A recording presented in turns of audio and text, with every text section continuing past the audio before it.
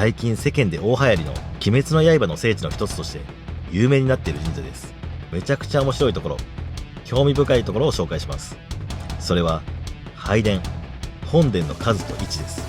全国的に見てもほぼここしか見られない珍しい配置になっています。この配置には2つの理由が考えられます。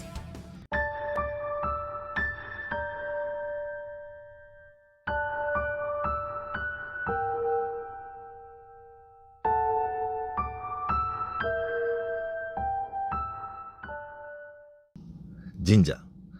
それは私たち日本人の生活にあまりにも身近に溶け込んでいる存在です。そんな我々、日本人の生活の一部となっている神社のことを、あなたはどれくらい知ってますか？今回ご紹介する神社は塩釜神社です。塩釜神社は宮城県塩釜市にある陸奥の国一宮の神社です。最近世間で大流行りの鬼滅の刃の聖地の一つとして有名になっている神社です。聖地の理由は、釜という文字が鬼滅の刃の主人公竈門炭治郎と同じ文字を使っているからだと言われています。僕もそんな鬼滅人気にあやかり、この動画をたくさんの人に見ていただきたい、そんな思いを祈願して、今回は特別衣装バージョンでお届けします。では早速塩釜神社へ行きましょう。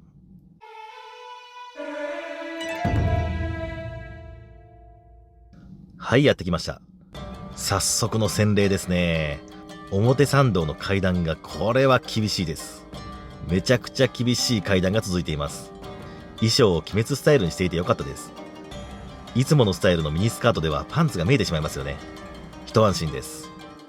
ここ塩釜神社の柱、いわゆる祀っている神様のことですが、その柱は集合会議とまではいかないですが、集合ミーティングぐらいならできそうなほどの数。なんと2柱います。ご祭神のメインは塩柱、塩土おじの神。海での航海や潮の満ち引き、海の成分を司る神様。武士柱、竹三日月の神。武士柱おかわり、仏主の神。ブーン、国土平定の神です。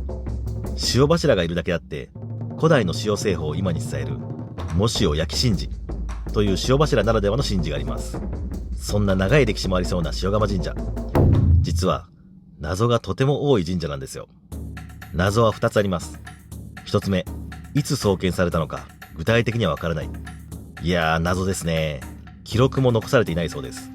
口伝が絶えたのか、それとも記録の紙が実は燃やされたのかとか、いろいろ妄想しちゃいますよね。奈良時代より前にすでに存在していたらしいみたいな、ふんわりとした感じの創建時期です。そして2つ目の謎、朝廷からお金をもらってひいきされていたのに式内社に選ばれていないということです。式内社というのは延喜式神明帳に記載された神社のことです。日本で一番古い神社図鑑といえば分かりやすいですね。式内社に選ばれる神社は朝廷や国から厚く信仰される対象であった由緒正しき神社のことです。祭祀するために国からたくさんのお金を出してもらっていた神社もあります。当時全国で祭祀料が与えられていたのは伊豆国三島社2000塚、出羽国大物意味神社2000塚、淡路国大和大国玉社800塚の3社で、これらは全て式内社です。では塩釜神社はどうだったのでしょうか。塩釜神社は平安時代に祭祀料として1万塚を与えられていました。これはかなり多いですね。国を挙げて神社にお金、当時はお米ですかね。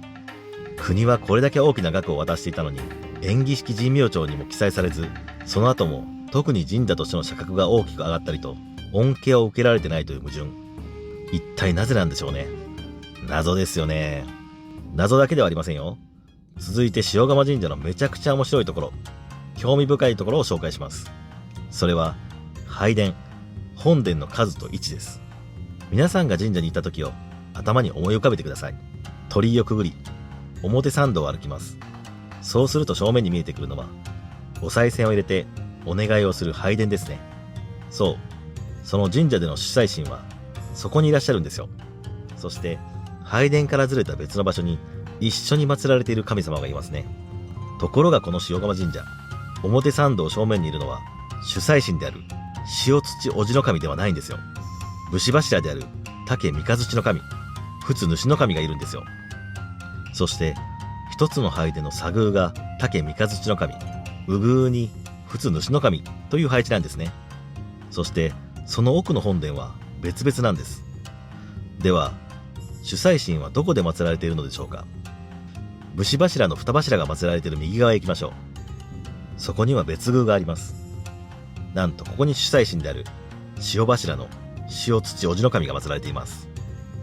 このように3つの本殿に2つの拝殿という社殿構造は全国的に見てもほぼここしか見られない珍しい配置になっています。しかも主祭神が別宮で祀られているとは他の神社ではありえないですよね。基本的に別宮とは本宮と極めて関わりの深い関係の神社のことを言います。しかし塩釜神社の別宮は塩釜神社によると特別な社という意味だそうで、2番手や3番手という意味ではないそうです。ただ主催神がなんだか横に追いやられてる感じがしますよね。この配置には2つの理由が考えられます。1つ目は主催神である塩土おじの神が海上守護のため、海難を背負ってもらうために海に背を向ける形になったのではないかという理由。そのために今の配置になったと考えられます。2つ目は監視のため。神社には神様だけでなく政治的要素を複雑に絡め合っている場合も多いです。武士柱である竹三日月の神、仏主の神、この二柱は武運、国土平定の神様だと最初に言いました。この2つの神様は国譲りに登場し、国土平定を成した神様です。実は竹三日月の神は鹿島神宮の祭神、仏主の神は香取神宮の祭神なのです。塩釜神社なる奥州は昔から東恵比寿と言いました。征夷大将軍の本来の目的はこの東恵比寿を制する将軍として誕生しました。そんな陸奥の国にいる武士柱、その神様の言われとして武運の神様、国土平定の神様ですね。これは監視するために配置されたと言っても過言ではないでしょう。実際に左右宮の配置を見ても塩釜の町を見渡せる位置にあります。いかがでしょうか。本殿の位置関係から何が見えるか、どんな風景が広がっているのか、そこから見えるものはなかなか奥が深いですよね。神社へ行った際に鳥居を出た先にはどんな風景が広がっているのか、そんなことにも注目してみると楽しいかもしれませんね。最後に塩釜神社のまとめ。1、謎に包まれた神社、創建時期がよくわからない。朝廷からの扱いはいいのに神社の古い図鑑である連儀式神明帳に載っていない。2、拝殿、本殿の位置関係が全国的に見てもかなり変わっている。別宮の参拝を忘れずにしましょう。拝殿、本殿の位置から見える時代背景も面白いといったところですから。それでは今回も最後まで見てくれてありがとうございました。